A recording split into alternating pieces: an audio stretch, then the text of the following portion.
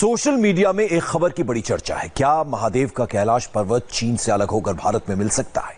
चर्चा यह भी चल रही है कि क्या कैलाश मानसरोवर को भारत की सीमा में शामिल न करना जवाहरलाल नेहरू की गलती थी? इस बहस को लेकर आज हमने देश विदेश के एक्सपर्ट से बात कर जानकारी ली। क्या कैलाश मानसरोवर चीन से अलग होकर भारत का हिस्सा बन सकता है? अगर ऐसा हुआ तो कैसे होगा? हमने पूरी रिसर्च की। कैलाश मानसरोवर का ये बहुत महत्वाकांक्षी बातें लगती हैं, लेकिन मुमकिन है। दुनिया ने 1990 के बाद सोवियत संघ को भी टूटते हुए देखा है और चीन की अंदरूनी हालत भी बहुत अच्छी नहीं। चीन के अंदर अलगाववाद के कई ऐसे सेंटर बने हुए हैं जिन्हें चीन काबू नहीं कर पा रहा। चीन के शिनजियांग में 1.25 करोड़ की वीगर आबादी चीन से खुश नहीं है, वो उससे अलग होना चाहती है। हांगकांग पर चीन नया कानून लाकर पहले ही बड़े विवाद को जन्म दे चुका है। ताइवान खुद को चीन से अलग देश बताता है और चीन की सबसे दुखती रग है तिब्बत, जिसकी निर्वासित सरकार भारत में। चीन आर्थिक रूप से एक ताकत है, मिलिट्री पावर भी है, लेकिन अंदरूनी तौर पर यह बहुत कमजोर देश है और चीन का बिखराव हुआ तो तिब्बत भी एक अलग देश जरूर बनेगा। ऐसे में कैलाश मानसरोवर को लेकर भारत क्या संभावनाएं तलाश सकता है, इसके लिए पहले हमें यहाँ की जियोग्राफी को बहुत अच्छी तरह समझने की जरूरत है। कैलाश मानसरोवर का रास्ता उत्तराखंड और तिब्बत सीमा पर लिपुलेख से होकर गुजरता है। यहाँ लिपुलेख पास जो 5200 मीटर की ऊंचाई पर है, यहाँ से करीब 150 किलोमीटर उत्तर में तिब्बत की जमीन पर है कैलाश मानसरोवर और इसके भी 25 किलोमीटर उत्तर में है कैलाश पर्वत। कैलाश मानसरोवर का पूरा इलाका 31,000 वर्ग किलोमीटर बड़ा है। यह भारत के किसी छोटे राज्य जितनी बड़ी जगह है और यहाँ की ऊंचाई 5,000 मीटर से भी ज्यादा है। कैलाश मानसरोवर जाने के लिए उत्तराखंड में लिपुलेख पास होते हुए जो रास्ता है वो सबसे छोटा माना जाता है। अब भारत ने यहां धारचूला से लिपुलेख तक 80 किलोमीटर की सड़क बनाई है। उससे यहां की यात्रा का वक्त 6 दिन और कम हो जाएगा।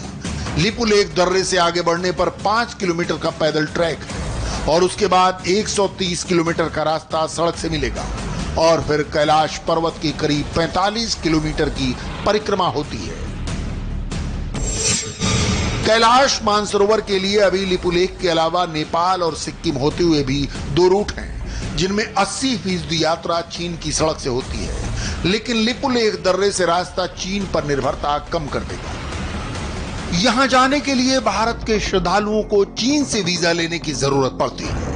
कैलाश मानसरोवर यात्रा जून से सितंबर तक चलती है। लिपुलेख के रास्ते से जाने पर हर यात्री पर करीब 2 लाख का खर्च आता है, जबकि सिक्किम में नाथुला पास से जाने के लिए 2.5 लाख का खर्च आता है। अभी कैलाश मानसरोवर जाने के लिए पहले लिपुलेख दर्रे से आगे बढ़ने के बाद तिब्बत में तकलाकोट जाना होता है। यह जगह 4,755 मीटर की ऊंचाई पर है, यानी माउंट एवरेस्ट से करीब आधी ऊंचाई। इसके बाद 125 किलोमीटर आगे चलने के बाद मानसरोवर झील आती है, जो 4,590 मीटर की ऊंचाई पर है। यहां से 25 किलोमीटर दूर कैलाश पर्वत से ही 4 नदियां दक्षिण एशिया की तरफ बहती हैं। इनमें उत्तर भारत की तरफ बहने वाली सिंधु नदी और सतलुज नदी शामिल है। यहीं से नेपाल की ओर जाने वाली कर्णाली नदी निकलती है और पूर्वोत्तर की तरफ बहने वाली ब्रह्मपुत्र।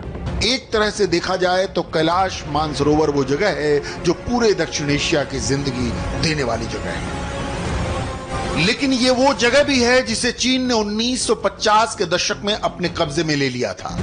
तिब्बत पर चीन के हमले के बाद 1959 में तिब्बत के धर्मगुरु दलाई लामा भारत आ गए थे, क्योंकि इससे पहले चीन की सेना तिब्बत में बौद्ध धर्म की बड़ी आबादी को खत्म कर चुकी थी। हजारों तिब्बती लोगों को कैद कर लिया गया था। इसी वजह से 17 मार्च 1959 को दलाई लामा ने ल्हासा को छोड़ा और अपने हजारों अनुयायियों के साथ भारत में राजनीतिक शरण ली। इसके बाद तिब्बत का चीनीकरण शुरू हुआ। वहां की भाषा, संस्कृति, धर्म और परंपरा सबको निशाना बनाया गया। वहां ज्यादा से ज्यादा चीनियों को बसाकर तिब्बत की डेमोग्राफी को बदल दिया गया। इसके बाद 1962 में चीन से भारत की जंग हुई और चीन ने तिब्बत पर कब्जा कर लिया।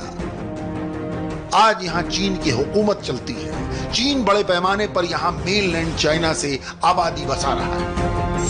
चीन ने तिब्बत की 25 लाख वर्ग किलोमीटर जमीन पर कब्जा किया हुआ है। ये पूरे चीन का करीब 25% इलाका है। तिब्बत की भौगोलिक स्थिति बहुत चैलेंजिंग है। यहाँ की औसत ऊंचाई 5000 मीटर है। चीन ने यहाँ कई मिलिट्री बेस बना लिए हैं, लेकिन उसकी फौज आज भी तिब्बत को पूरी तरह कंट्रोल करने में जूझ रही है।